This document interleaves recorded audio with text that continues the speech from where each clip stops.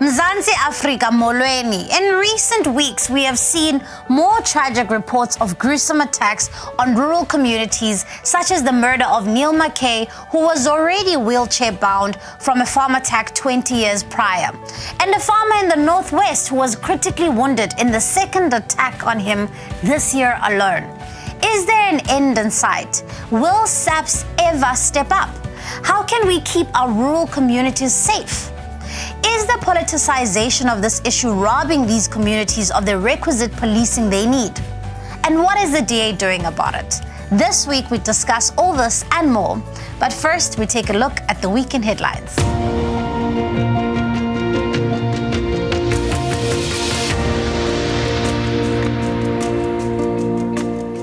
The latest now coming in from Lutuli House. Well, ANC Secretary General has apparently suspended party president Cyril Ramaphosa, and this is after he himself, Magashule, was suspended. Magashule was suspended on Wednesday after he failed to step aside from his position. He's facing multiple criminal charges. Because we simply cannot have a situation where the speaker of any language, this is not just about Afrikaans, are actually being denied their constitutional right to not only study in their language of choice, but actually to speak it in private. We will be submitting that evidence to the Human Rights Commission in this coming week. The country's justice system is in dire need of a boost. In fact, according to the Forensic Science Laboratory, the current DNA backlog stood at more than 170,000 cases. Fundamentally, though, this is a debate about justice and why the failure to take forensic sciences seriously has led to a miscarriage of justice for thousands of victims of some of the most violent and heinous crimes in our country.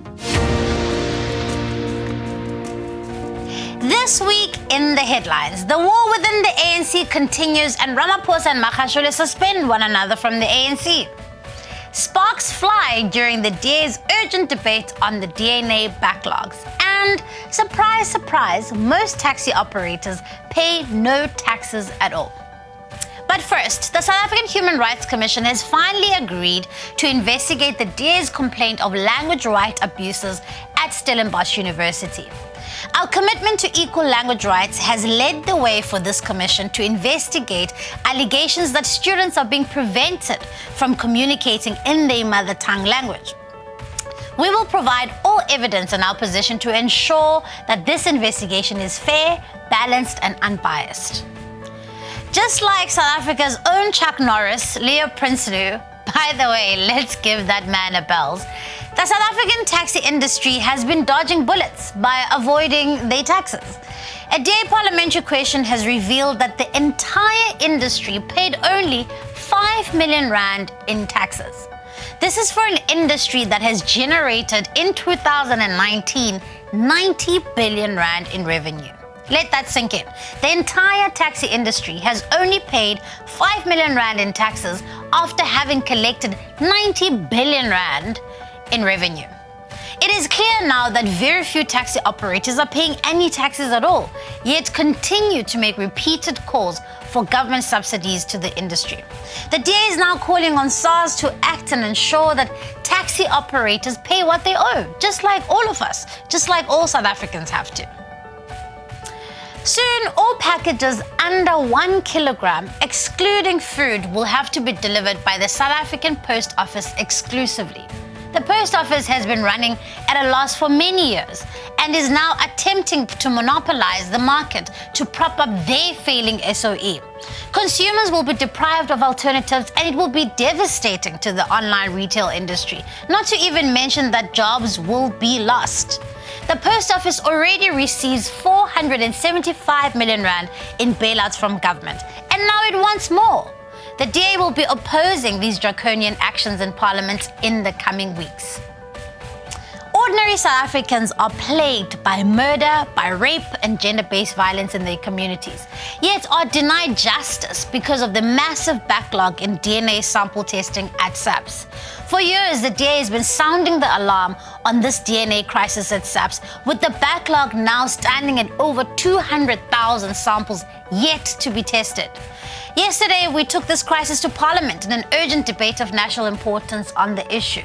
To make matters worse, the country's top cop, General Kehla Sithole, and Police Minister Bheki Cele are now openly attacking one another in public, instead of getting on with the business of protecting South Africans.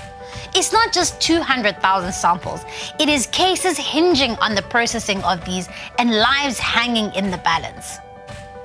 The ANC continues to implode this week while the nation faces the biggest crisis in democratic history, a combination of this COVID-19 pandemic and the jobs bloodbath.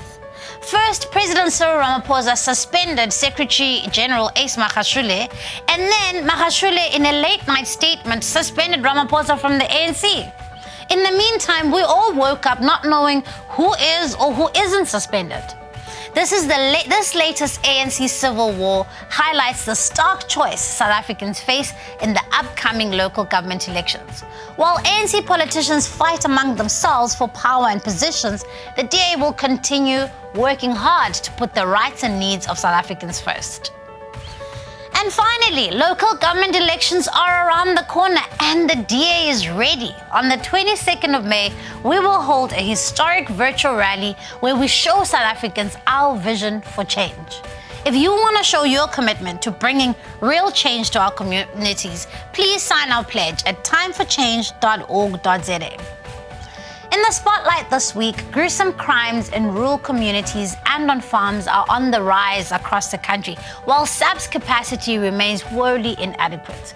We'll discuss how measures such as the DA's Court Watching Briefs Unit keeps a close eye on investigations to ensure that justice is served, and how the DA would tackle rural safety in national government.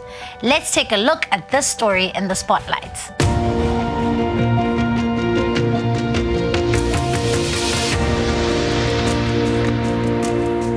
In 2018, Mr. President, you said that there were no killings of farmers in South Africa. However, there are. Farmers, black and white, farm workers, black and white, were being murdered then and are being murdered today. The murder of a Northern Cape family has reignited the debate about farm killings. While just hours after a nationwide protest against farm murders on Saturday, there's been a double homicide on a farm in KwaZulu-Natal. The rise in farm workers being attacked and murdered in the country has increased. For a while now, the ANC has pretended that rural lives matter. Now we know the truth. To the ANC, the daily blinding and beating and crippling of farmers and farm workers is not a priority. Their being slaughtered is unimportant. Graphic details of torture and cruel murders have been heard in Parliament. Tens of thousands of bikers congregated at the Union buildings in Parliament, calling for greater state intervention to stop farm murders. Why does the government refuse to take decisive action to protect its farming and rural communities? Instead, what we have been seeing is political leaders using rhetoric that only serves to incite hate and more violence.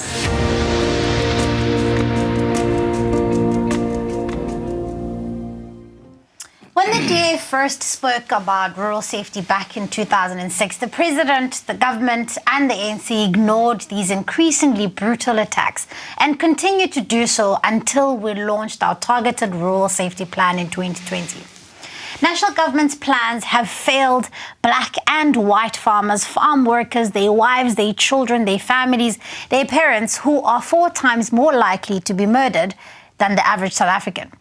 The situation on farms and rural communities in general again came under the spotlight when Minister Begitsele forbade all farm patrols during lockdown. The nation watched in horror as farm attacks and crimes in rural areas inevitably soared.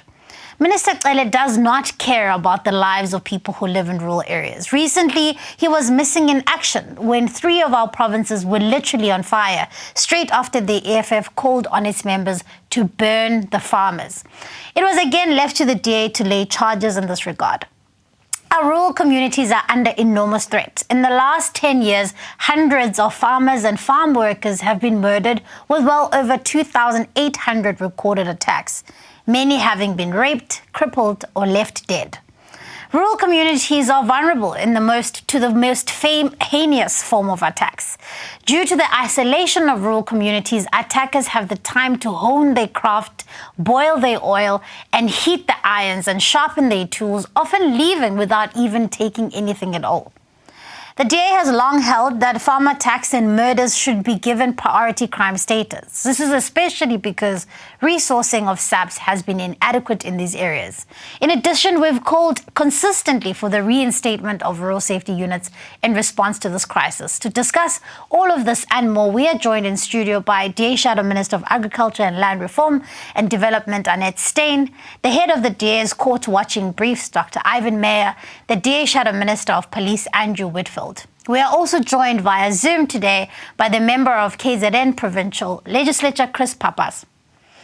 Among many of the cases being monitored by the DA's court-watching briefs are the murder of Mgcini and Zenzele Qoka in the farm of Mkondo, the murder of a young cattle farmer in the Free State, Deboho Machakela, who was shot in the head during a robbery, and the murder of Anna Marie Botha and her son Rowan Brits near Nelspruit, the murder of an 80-year-old farmer, Mr. Mpoza Makumalo in KwaZulu-Natal. Before we get stuck into this discussion, let's watch this video recounting the story of Alison Oates, a brave farm attack survivor.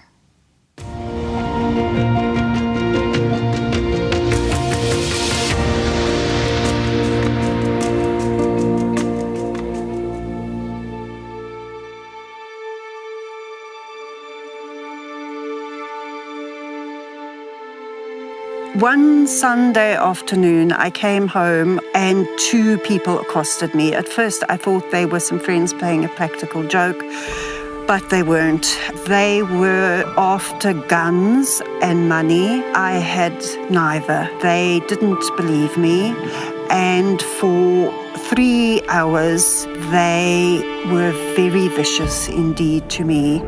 It is astoundingly difficult to get over this stuff, and no farmer is ever safe. We have burglar guards on our houses, we have panic buttons, we have radios. We have had poor support of the policing system and the judiciary in the last 20 years.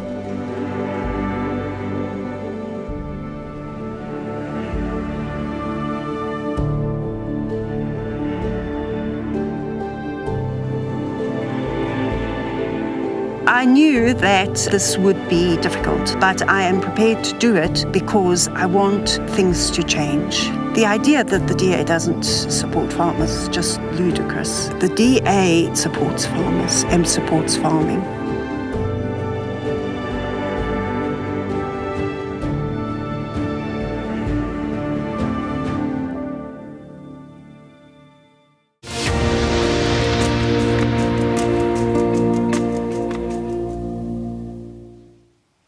Thank you so much for joining us, and it's obviously a very, very difficult topic that we are discussing and untackling today. Ivan, I want to start with you. I mean, you have been very much part of Alison Oates' story up until now, particularly the work that you do with the court watching briefs. Do you want to tell us a little bit more why we started this?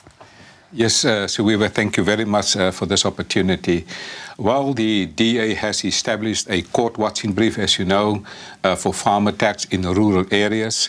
And the purpose of these court-watching briefs, is to ensure that there is justice for the victims of crime, particularly on the rural areas. And you're absolutely right, there is an attack on people living in the rural areas. And so the court-watching briefs has the following key objectives. Firstly, to see that there is justice for the farmers and their families. Secondly, to see there is justice for agri-workers also and for their families, but also justice generally in the rural areas.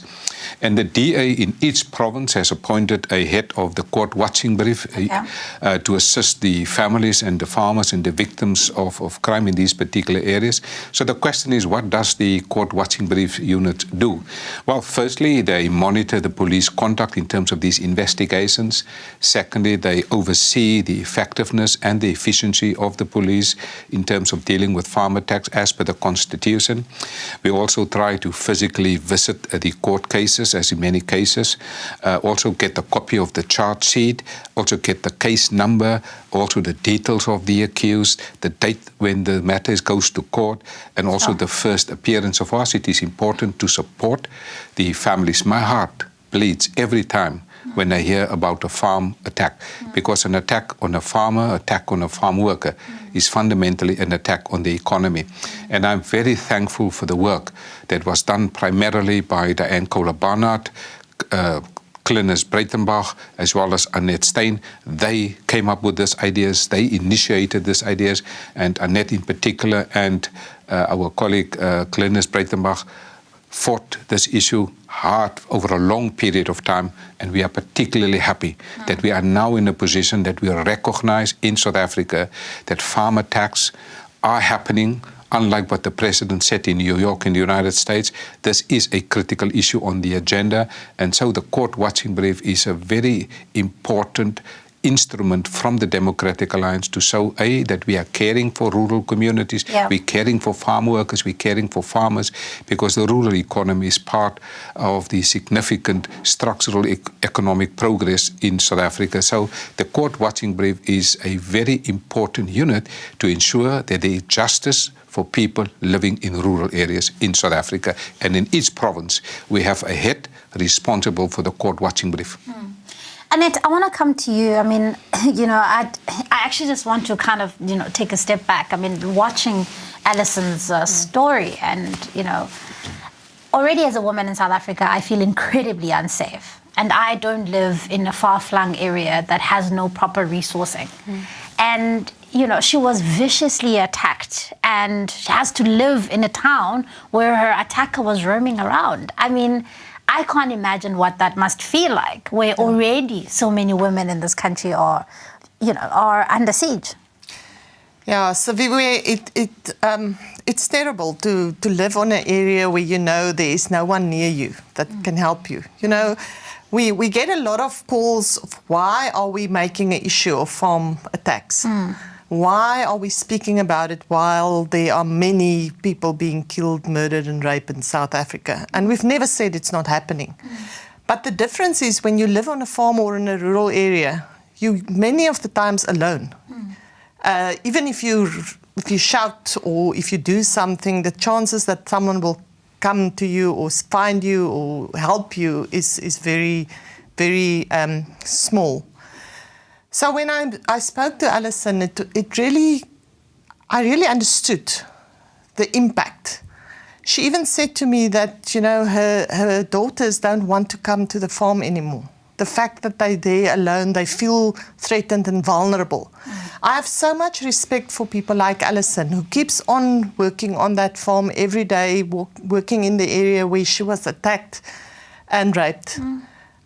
So, yes, it is very emotional. It's very difficult being in the rural areas. I even heard this morning of people that now took matters in their own hands.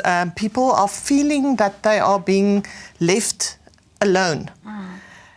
It's not only the attacks; it's the stock theft, theft of their property. That you must fight all of this alone while you have to go to work every day, and then protect yourself and your family during night time. It's a difficult place to work in.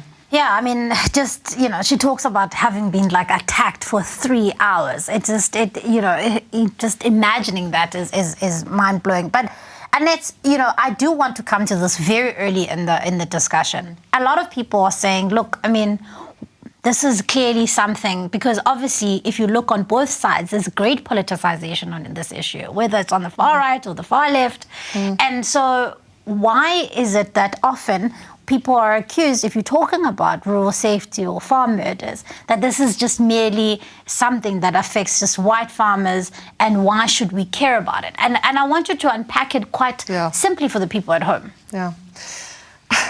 It's actually very interesting. The fact that you speak about farmers, immediately people think you speak about white people. I think the word farmer is maybe what made it into a thing that people think we're talking about a white person living or working on a farm. A farmer is a beroep. It's a what is the English word? So that's what you do. You produce food. It's a producer. That's the work that you do. So in South Africa, all people living in a farm or working on a farm gets attacked. Everyone. Doesn't matter if you're black or white, if you're a woman or a man or you're a child. If you live on a farm, the chances that you get attacked, raped and killed is very, very big. So I don't know where the notion came about that when we speak about farm murders, we speak about white South Africans. It's absolute nonsense. We've seen the stats, and I'm sure our colleague Pappas is going to speak about later. He asked specifically the numbers of people being attacked on farms, the differentiation. The problem about farm attacks is we don't want to go into stats about it. Yeah. You know, we don't want to sit and say it's so many or the percentage is this or the percentage is that. It's not that. Yeah. It is the reality of the brutality of these attacks. Because people have hours. And it's not something that happens by chance, Siviwe. People plan these attacks. They arrive there 10, 12, 15 with AK-47s, with things that torture you. Yeah. It is brutal. And we need to get people's attention on this and forget about this thing of black or white or this or that. It's a reality in South Africa. And I think, and Andrew, I'm going to come to you now, because I think what Annette is trying to also just paint is obviously that this is a rural safety issue. And I know that you have been driving hard the issue around rural safety. And do you want to talk to us about what are some of the deficiencies that are with SAPS? Why is it that they are unable to respond to this crisis? Well, thanks very much, Siv. I think the first thing is that you've got the situation which you explained at the beginning of the segment, that you've got National Police Commissioner Ketla Sitole and the Minister of Police Bheki Cele who can't stand each other. If the two top cops, if I can call them that, in the country can't sit in the same room together, how are we going to get anything right in SAPS? Because the command structure of SAPS depends on leadership stability, and it is critically important that that issue be resolved as a matter of urgency. But besides that, what we have at SAPS is an incredibly top-heavy, bloated leadership structure. We've got hundreds of generals and brigadiers, but not enough warrant officers and sergeants, people on the ground, boots on the ground, keeping our communities safe. And that's a problem in urban centres, and the further out you go from urban centres, the bigger the problem becomes. And you just start to see the ratio of citizens to police officers expanding out of control, so that, as Annette said, people living in rural communities, ugogo elaleni, or farmers on farms, feel incredibly vulnerable. It's a deeply insecure environment in which to live, and this is the environment in which we want people to produce for our nation, the food that is so important for our nation. And so we really do have to pay very careful attention to rural safety. And the DA, as you said, since 2019, we've had this plan. We're the only political party who's actually consolidated and put together a plan which Dr. Meyer and Annette Steyn were part of launching with me in Parliament. And I'm very proud of the work that we've done and the work that Diane Kohler-Barnard and the team have done specifically on the farm murder issue, which is really reaching a boiling point.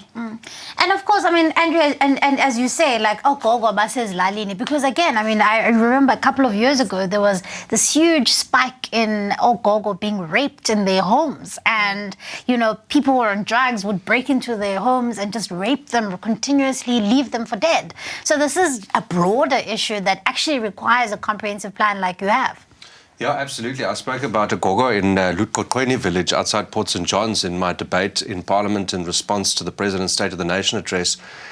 She was raped and left for dead in a rural community. These are it's not just about farmers, to come back to that point. This is about the vulnerability of people living in rural communities who face the threat of extreme violence on a daily basis. This is their lived reality. There's a must-read article that's just come out by Viewfinder, which has done an investigative piece onto how SAPS protects the killers within their ranks. And SAPS members themselves committing the most violent atrocities in rural communities against citizens, because they know that nobody's watching, because it's too far from anywhere. So if the police themselves are involved in the brutality inflicted upon our citizens, how much can we really expect from the police service, which is why I'm sure we'll come to the plan later, but why our plan actually speaks to some really positive solutions about how we can overcome the challenges in spite of SAPS. Yeah, and I'm just proudly from a village, and I myself have family members who live there, and just the thought of understanding that they don't have or enjoy the same protections as somebody who lives in an urban area is incredibly disturbing. But I want to read a letter that was sent to us by Chantal, who wrote to us, who is a survivor of a farm attack from KwaZulu-Natal. And I just thought it was probably just important to read it out verbatim so that the viewers at home can hear exactly what was said to us. And she says in the letter, and this is an extract, she says, the attack happened to us in September 2019. Only one suspect was arrested in connection with a separate incident. We identified him in a police lineup, but he was released on bail. As far as we know, the DNA samples have still not been processed, and the police have made no further progress. It's taken my husband and I a very long time to feel okay in our home again. We both still suffer from the fallout of attack. My husband has very little feeling in his legs since his spinal cord was partially severed and is unable to do many things that he was able to do before. I hope that you and the DA can do something about the horror of farm attacks and bringing about some change to many rural people living in fear of their lives. Chantal mentions here, Andrew, I want to come back to you very quickly. She mentions the issue around the DNA backlogs. This is something that you raised in Parliament yesterday. And how does not being able to process DNA samples affect being able to solve crimes? Well, it's catastrophic. It really is, and it's why the DA brought this as a matter of national importance, and I'm very grateful to the Speaker of Parliament for allowing that debate, because it really revealed, I think, to the nation why the forensic capability of our South African police service is so important. Now, we've got numerous vacancies within the SAPS Forensics Division. We've got a complete lack of consumables, such as the reagent chemicals required to do the DNA analysis, a complete bungling of the entire supply chain process, which is a very complex process to get right. As Dr. Meyer will know in government, it needs to be seamless in order for service delivery to continue uninterrupted. And when that service delivery is interrupted, the backlog starts to grow. And the backlog is now, as Minister Cele said in Parliament yesterday, reached 208,000 plus DNA case exhibits, which means that there are thousands and thousands of victims of all sorts of crimes, particularly Schedule 8 offences, murder, rape, sexual assault, with the intent to do grievous bodily harm, who are sitting at home waiting for justice. And as I said in Parliament yesterday, this delayed justice is a complete miscarriage of justice and should never, ever, ever be tolerated. This is our biggest weapon in fighting serious crime in South Africa, is our DNA capability, and it has been completely undermined. Since the minister actually was appointed as minister in 2018, we've seen a 3,000% increase in the DNA backlog. It is fundamentally important. And Chantal's story is like so many other stories that I hear of people saying, we're waiting for the DNA. And I just want to quickly turn to you before I speak to Chris. How do we even intend on fighting things like gender-based violence, bringing about justice to people like Chantal who've been waiting? They've they've relied on the system, but the system is letting them down.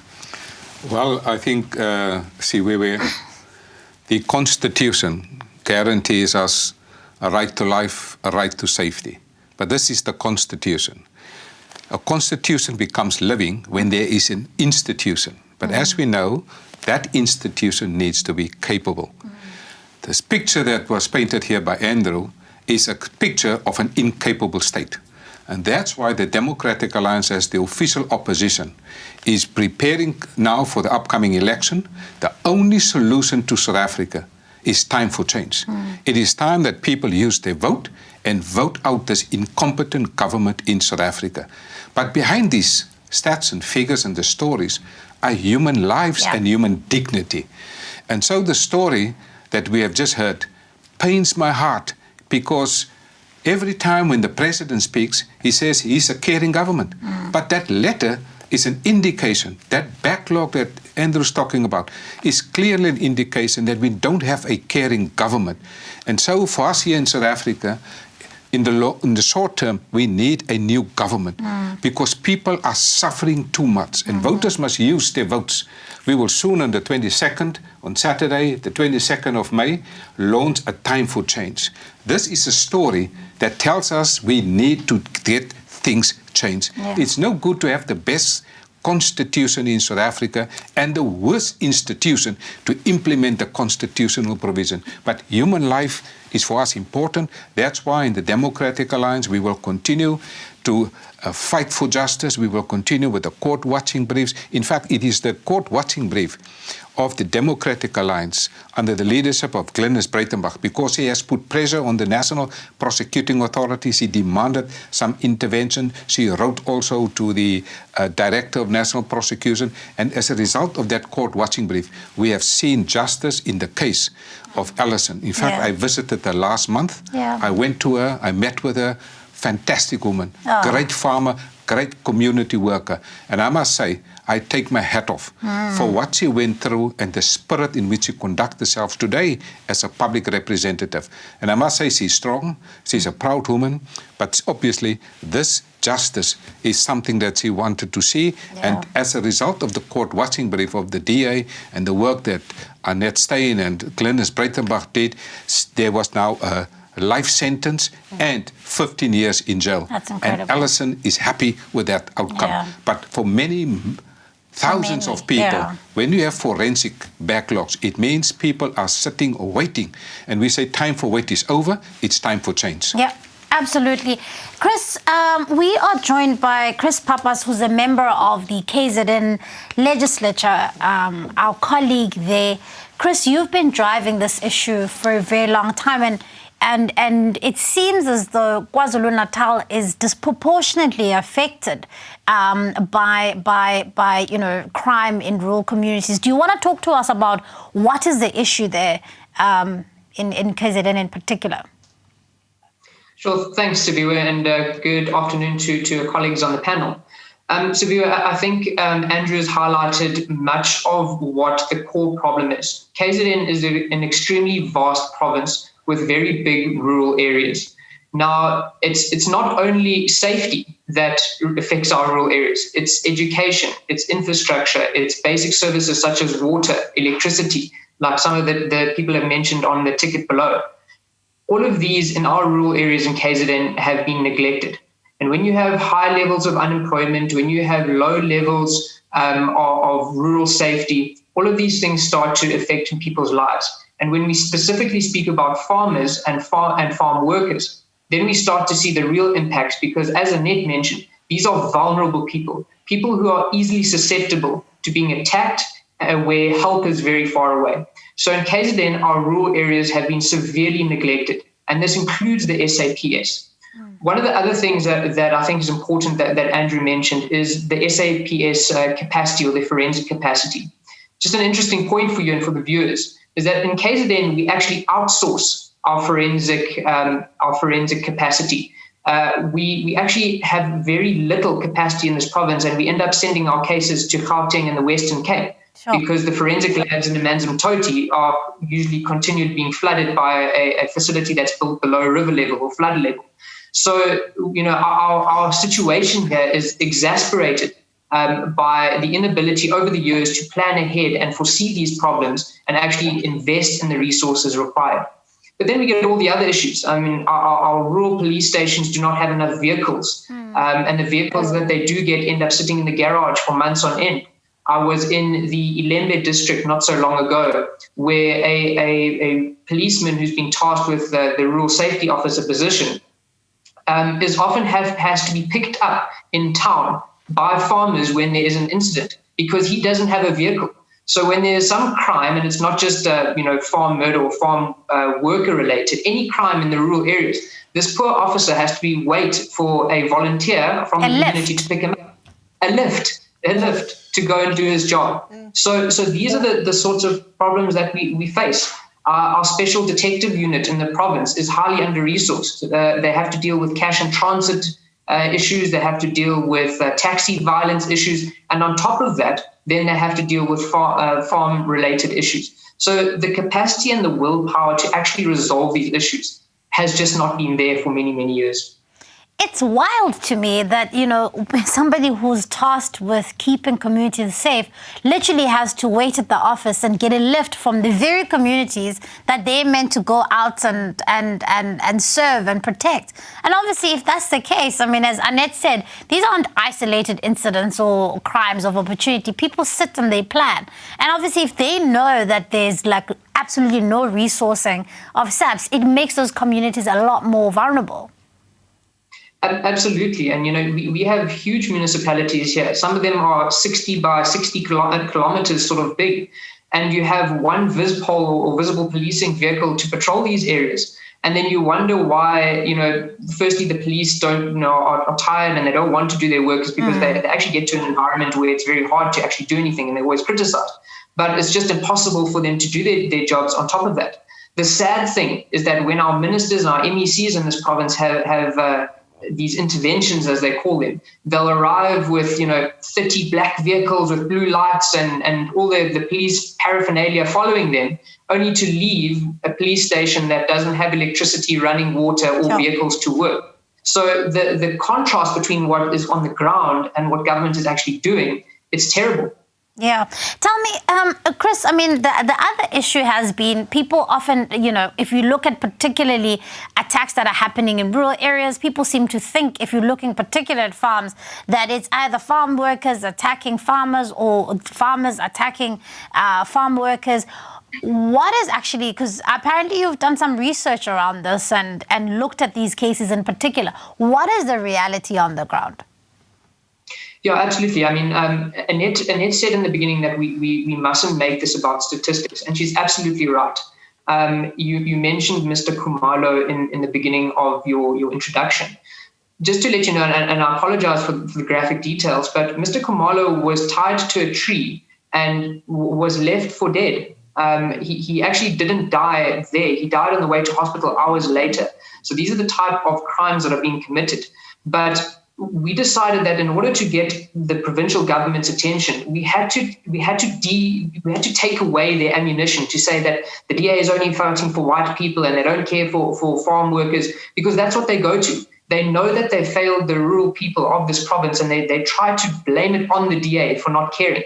So we found the stats, and basically what we found is that there's almost an exact number of attacks and murders happening between farmers and farm workers in this province.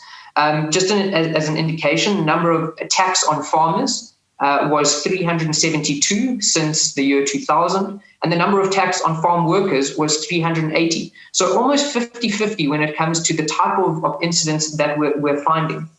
But Siviwe, we took it a step further to say, well, if we want to understand murders and attacks, then we also have to understand what is happening in these cases. And this is where the real shocking statistics started to come out.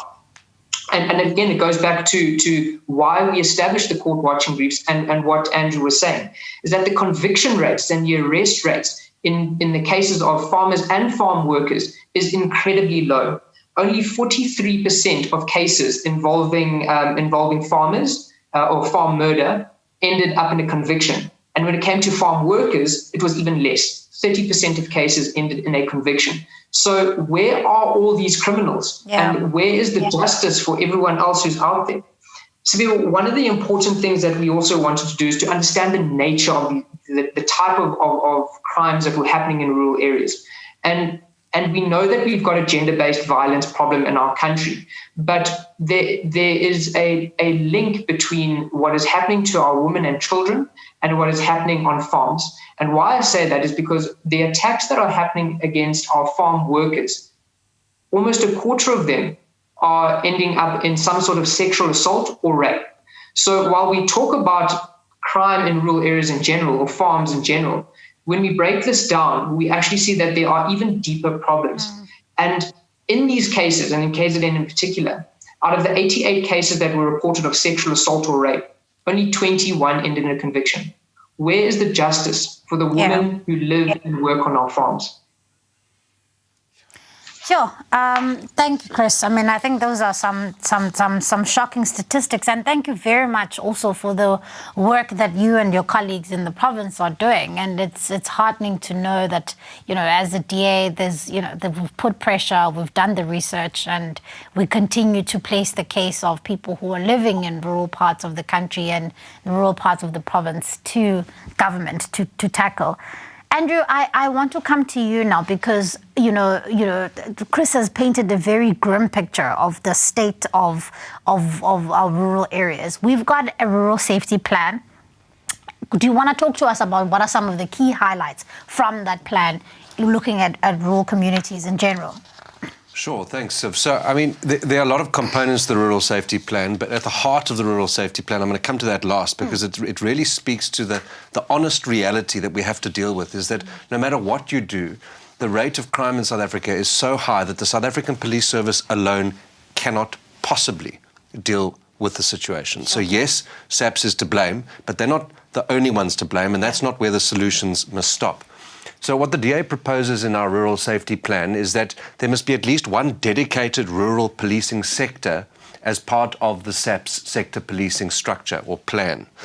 This obviously would increase depending on the rural nature of the sector, but it's incredibly important because then resources get allocated. You have the relevant police officers being allocated to those sectors, whereas at the moment they have to travel out long distances to get to the most far-flung corners of the different provinces, such as KZN and the Eastern Cape, which are incredibly rural and mountainous.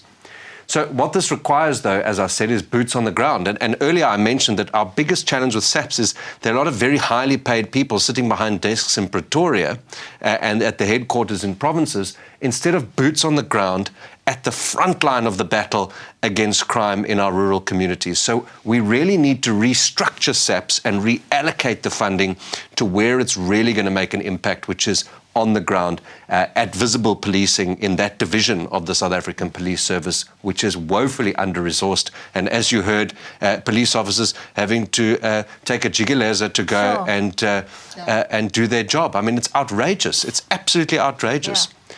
Then, and as I said, the most important element, and I mean, it's a comprehensive plan, and I really recommend that people out there go and log into our website and go and have a look at what is on the table that we offer, because we're the only party who has done so at this point. And the most important element that runs through the entire plan is community policing. And in the South African Police Service Amendment Bill, they are trying to undermine and do away with the autonomy of policing structures run by communities. And that includes even the South African Police Service reservists.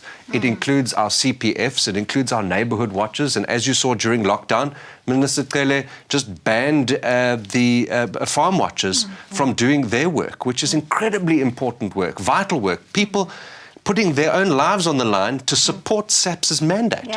You know, a few years ago in Parliament, National Police Commissioner Ketla Sithole admitted that SAPS cannot fulfill its constitutional mandate. They simply are undercapacitated to do so. So we must embrace community policing forums, and the DA has proposed actually establishing rural community policing units, RCPUs, which would combine a selection of reservists, volunteers, auxiliary members. It would bring on board the traditional leaders in the community, make sure that all elements of the community are represented, and that our ears and eyes stretch way beyond what SAPS can possibly achieve. And then we lay on top of that improved radio networks in mountainous regions, drones. I mean, we live at a time, an exciting time in the world where we have this amazing technology. SAPS has it in their annual performance plan, and every year and every quarter you see a naught. It says drones deployed, naught. Yet people will ask, what can you do at local government level? Because SAPS is a national competency. Well, DA Meyer in Midvaal, Bongani Baloyi, was handing over night vision goggles and drones to community policing forums in Midvaal. So this is what the DA can do if we're in government. We don't just have a plan on paper. We put that plan into action. And that is real hope and real change that we are offering the people of South Africa. And then, I mean, Annette, to Andrew's point, I mean, that community policing becomes quite crucial because people have started to take matters in their own hands. But these things need to be almost formalized so that, you can have more eyes and ears on the ground to protect people. And that is what happens in reality in many rural areas, Siv, is farmers, farming communities, rural communities are taking hands. Because if there's a crime in an area, it doesn't affect only the farmers. It affects communities. Criminals doesn't pick and choose who they want to attack. And we've seen with research, especially in the Free State, a lot of research was done on the kind of criminal that attack people living on a farm, going into a murder or a rape or a brutal attack. They started somewhere, stealing houses, doing certain other things. So no one wants the criminals in their areas. There's a lot of good working relationships out there, but then the police sometimes stop them. I want to take an example of what happened recently, and it was in Piet Retief. Unfortunately, the scenario that happened there, 2 people were killed on the farm. It's not the only area where it happened. If farmers try and defend themselves, or people defend themselves these days, they walk around with weapons. You go to bed with your weapon next to you at night.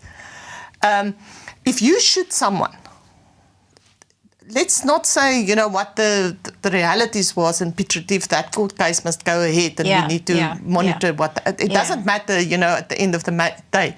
The fact of the matter is, if you shoot someone today, you become the criminal.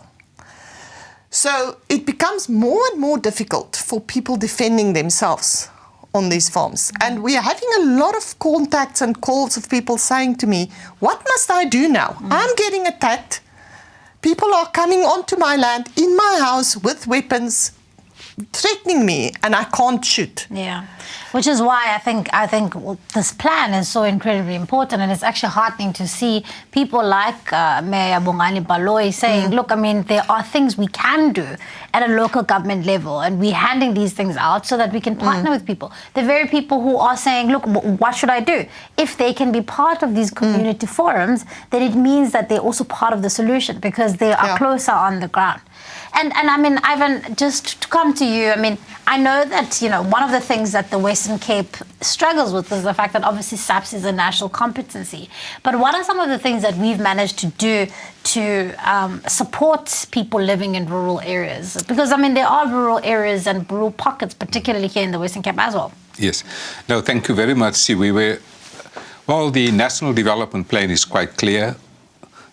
If you want to make progress in South Africa, 3 pillars needs to be in place. The first one is leadership.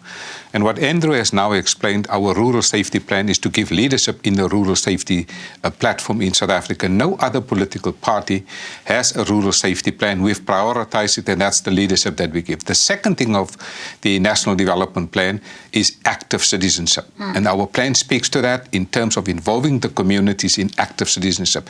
The third one is a capable state. Unfortunately, in South Africa, we don't have a capable state. But under the DA, here in the Western Cape and in Midvaal and other places, we have a capable state.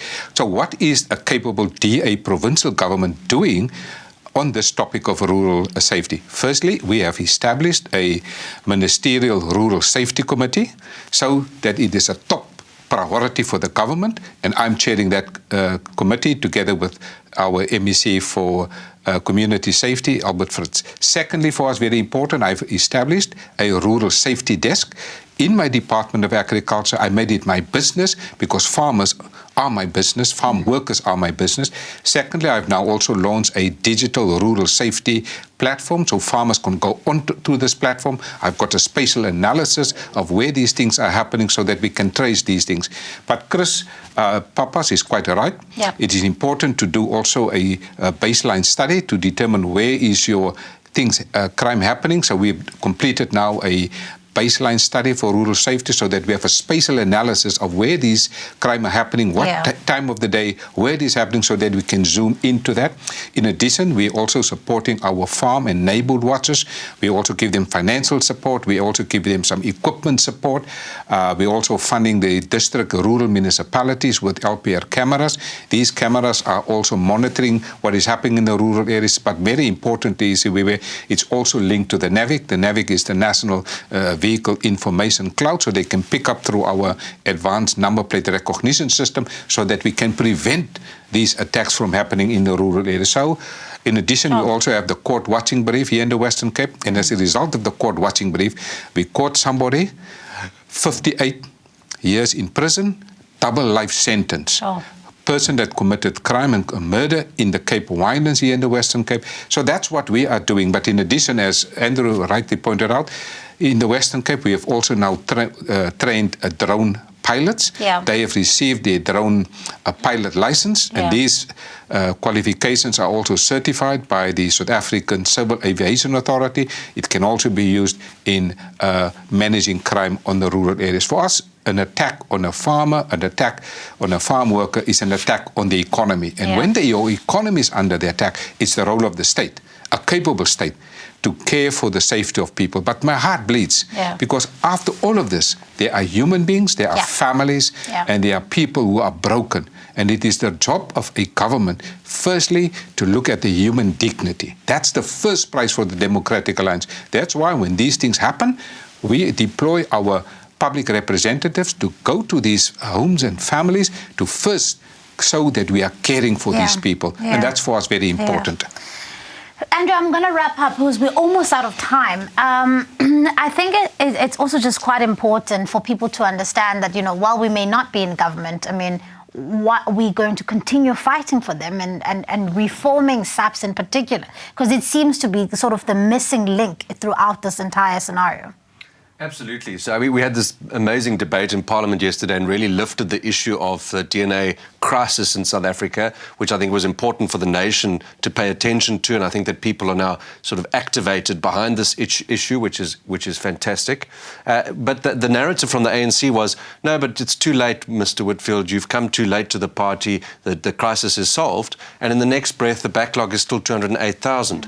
And so this doublespeak of the ANC mustn't confuse people out there. The battle is long. It's going to be a long, hard road to really reform SAPS. And I'm afraid when you've got Minister Cele, who still thinks he's the National Police Commissioner, but not really sure what hat to wear, depending on what day it is, you know, that's his biggest decision he appears to have to make, you know, chasing the cameras instead of really getting into the nuts and bolts of SAPS, we've got a problem. And the President needs to wake up and realise that he's not going to halve violent crime in the 5-year term as he committed to in his State of the Nation address if Minister Cele is still in office. And so we've called for Minister Cele's head because we don't believe you can reform SAPS while the political head is fighting with the operational head who's actually a seasoned police officer. And so the battle is going to be long. We are going to continue fighting it. We are going to resolve this DNA issue. But more importantly, the next big battle is how do we provincialize policing in South Africa? How do we really give expression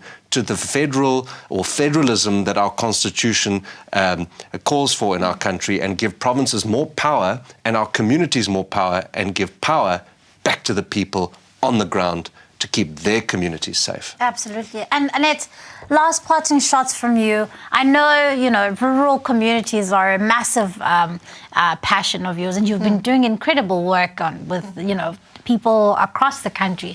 And so what are one of the key three priorities that you are wanting to pursue in your portfolio in Parliament and in the space that you're in? Yeah, Siviwe, I spoke earlier about the fact that, you know, we know that when by the time a criminal attacks someone somewhere, that's not where they started. There was a long road to get there. So what we are trying to do now is to look at the whole issue of criminality in rural areas, starting with theft, stock theft, theft of your produce, your water pumps, your lines. It is massive. It is a massive issue out there, and I think it's something that we need to bring to Parliament and to our committee. It has a massive impact on the changing patterns of how farmers work and live, what produce they produce. People are changing their patterns because of the criminality in South Africa. And I think it's something that we need to take up. It is something that we need to get past the point of when we talk about rural crime or rural criminality, we're talking about white farmers. rubbish, it's nonsense. We must get that debate going in our portfolio in order to make sure that we protect food security in South Africa. It's difficult to farm, Siviwe. It's not easy. We're living with drought, there's sprinkane and all kinds of things happening in South Africa. There's biosecurity, the chickens and poultry is now affected. The last thing that they must worry is, do I decide to buy more sheep, or do I protect myself by putting up cameras and bigger, fences, and we can't farm anymore? We must protect our rural communities that produce food. Absolutely. This has been an incredibly fascinating and informative discussion, and thank you very much to all of you for joining me in unpacking this issue. And I think it's quite important to communicate to the people at home that, these heinous crimes, there are people behind these numbers.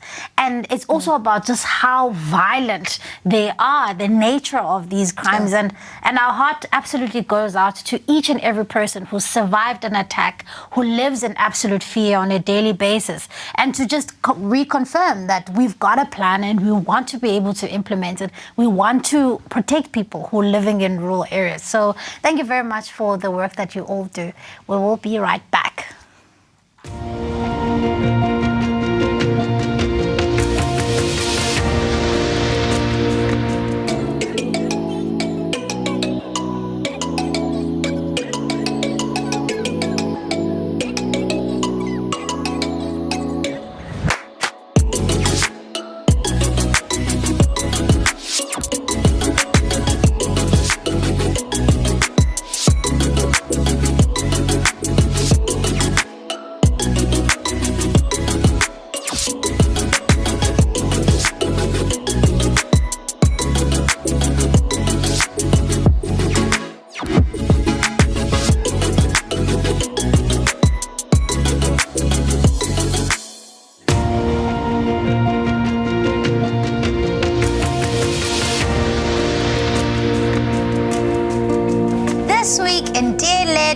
And cities across the country.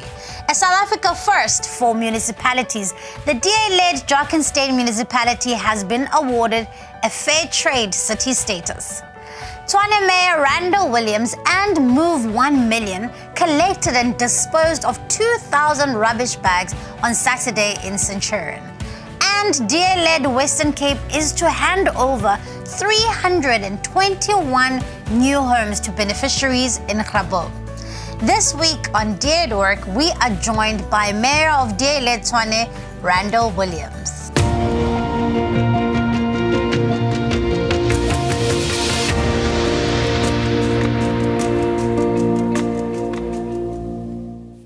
Mayor, thank you so much for joining us. It's great to have you on the Inside Track. You've been incredibly busy in the last 6 months. And so, I know that, you had done your report, your first 6 months in office. But, tell me a little bit more about what it's been like to get back into the driving seat in Tshwane. Good afternoon, Siviwe. Well, yes, it's been quite a journey since the beginning of last year, March, when we were placed under administration. Now, as you are aware, that the Gauteng provincial government sent a team of administrators to supposedly fix the city of Tshwane. But unfortunately, they did, in fact, quite the opposite. 3 months after being in office, within 3 months, they actually turned a 280 million rand surplus into a 4 billion rand deficit. Sure. And now, during this current financial year, we're paying the price for that. Moody's last month has just downgraded us by 5 notches. So we are only now 2 notches above junk status. Sure. And not only did they do that, a month after they took office, South Africa went into a period of lockdown. Now, they could have seen, while planning the budget for this current financial year, which started on the 1st of July last year, that people were losing their jobs, people were defaulting on their accounts, but yet they had the unrealistic assumption that they will still achieve a 95% revenue collection. And on that basis, they compiled the budget for this financial year. Of course, when we got to office beginning of November last year, we found out that we were sitting with a 2 billion rand shortage on our current budget, a 2 billion rand hole. So came January, we then had to do drastic cost cutting in the adjustments budget project. We had to align our expenditure with our revenue collection. Yeah. And what we also found out, if I may add, that during the 8-month period that they were in office, all basic service delivery came to a stop. No street lights were being fixed, no potholes were being filled, no grass was being cut. So, that's why I say it's been quite a journey to try and fix the mess that they've created. I mean, Randall, I want to really circle back here. I mean, I know I want to talk about what you've been doing in the past 6 months, but how is it possible that the ANC in 8 months can essentially dissipate what was, a thriving then metro on its way to full recovery after they'd done the same thing beforehand? How is it possible? I mean, what must you walk into an office and do to kind of plunge a metro into that kind of mess? Well, I personally think it's willfulness, it's intentional, because they wanted to prevent the DA from telling a good story over a 5-year period until October this year. If we had to go into this elections of this year, 27th of October, having governed the city of Tshwane well for a 5-year period, the likelihood was, and it still is, that we would win an outright majority in the city of Tshwane. And they want to prevent that from happening. And ultimately, it really impacts the people who are living in Tshwane. And so, I want to then hear about, besides not being able to sleep at all, I'm sure sleep is an elusive concept for you, but what are some of the things that you've been really prioritizing in the last 6 months? Well, one of the things we found out was that during the month of November, we still had 80% of the city employees sitting at home on full pay. So we had to make sure that the staff was recalled back to office.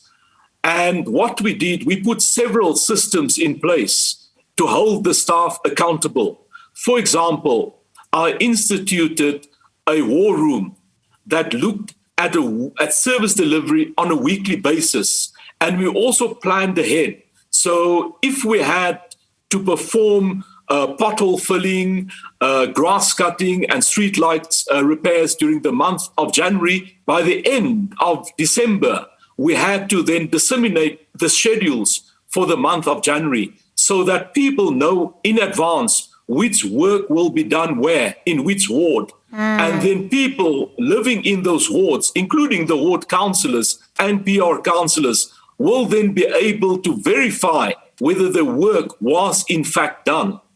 So give you an example, beginning of November, when we had our first war room meeting, we found out that only 35% of the street lights in the city were working.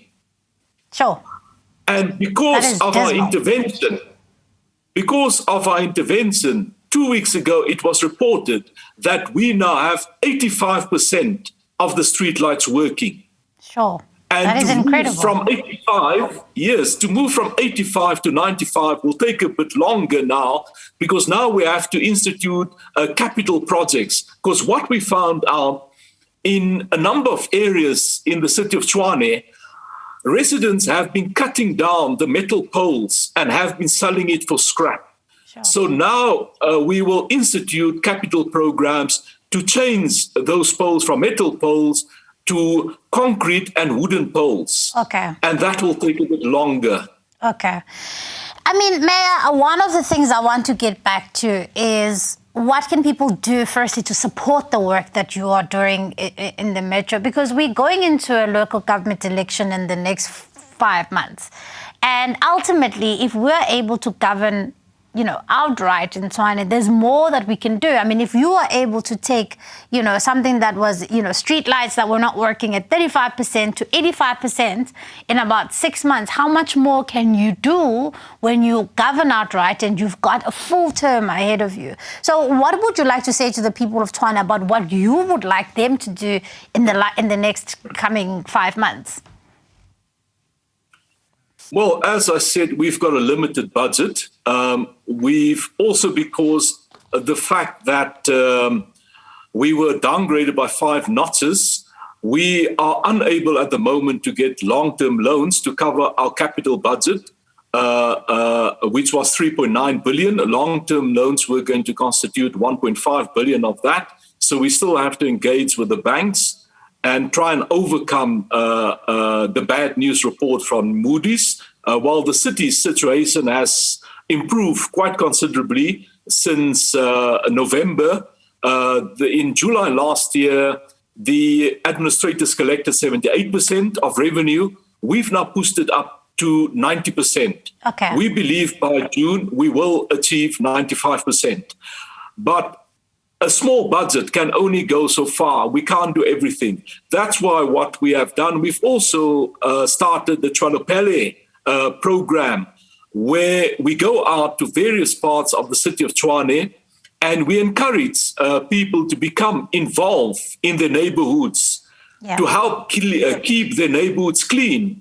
Because if you have a clean city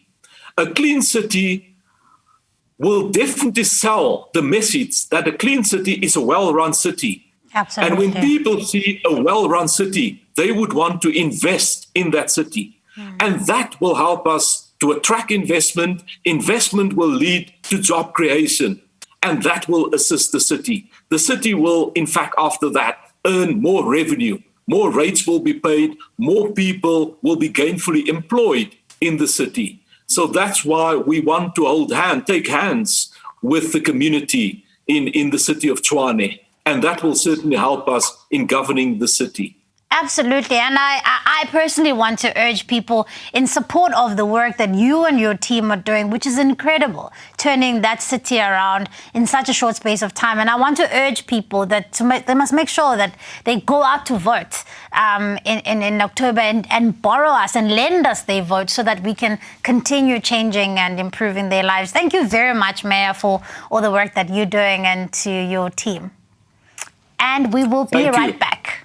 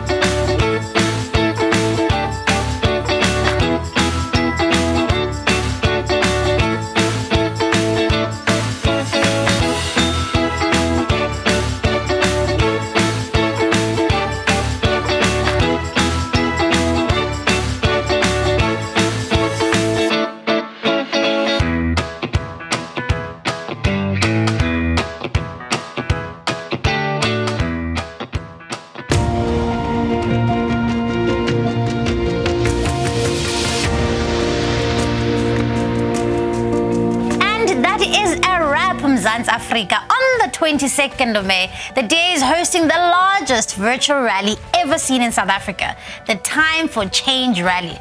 Remember to make your pledge to get behind the change South Africa needs at timeforchange.org.za. Together we can make South Africa work. Take this pledge to show that you are willing to join hands with like-minded South Africans to bring the change our country so desperately needs. Until next week, keep it tight, Mzansi.